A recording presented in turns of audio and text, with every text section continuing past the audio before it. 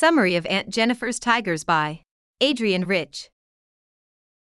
About author and poem. Adrienne Rich's debut book of poems, A Change of World, included Aunt Jennifer's Tigers. Published in 1951, the collection was selected by W. H. Auden for the Yale Series of Younger Poets Prize that same year. The volume was precise and restrained, both in terms of form and content. In both of these aspects, her later work was more radical. Rich was described as a nice copyist of Yeats and Auden in her early career by a writer for the New York Times Book Review, who characterizes her transition to a newly defined female literature in the 1970s and 1980s.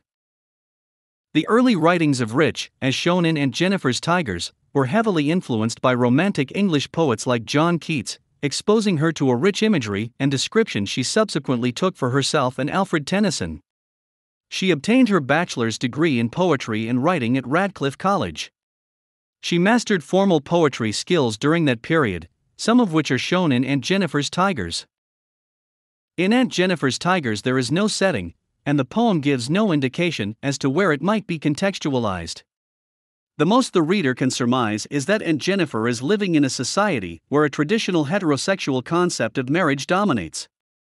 Given that the poem's author, Adrienne Rich, was living in the United States at the time of the poem's publication in 1951, the reader can infer the setting to be 1950s America.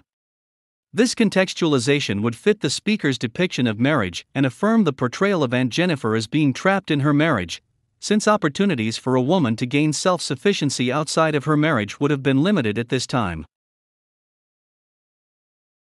Summary. In this feminist poem, which is critical of the male world, Aunt Jennifer creates an alternate world of freedom in her art. The tigers of Aunt Jennifer's stitching are representative of her desire of a free spirit, emphasizing the fact that she pines for freedom from her burdensome husband. The first stanza opens with Aunt Jennifer's visual tapestry of tigers, who are fearless of their environment. Bright topaz denizens of a world of green evoke an image that these tigers are unafraid of other beings in the jungle. Here, bright signifies their powerful and radiant persona.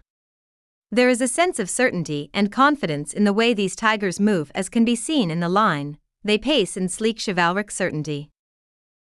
In the second stanza, the reality of Aunt Jennifer is revealed as she is feeble, weak and enslaved, very much the opposite of the tigers she was knitting.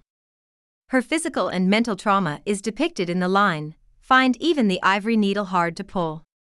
Even though a wedding ring doesn't weigh much, the massive weight of Uncle's wedding band sits heavily upon Aunt Jennifer's hand, signifies the amount of dominance her husband has exercised over her. This also means that her inner free spirit has been jailed by the patriarchal society.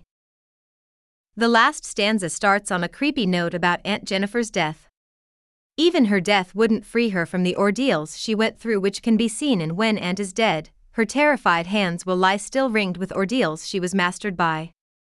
But her artwork, which was her escape route, or in a way, her inner sense of freedom, will stay forever, proud and unafraid.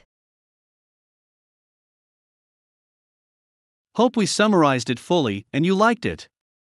Please hit the like button and subscribe to our channel so that we are motivated to create more videos.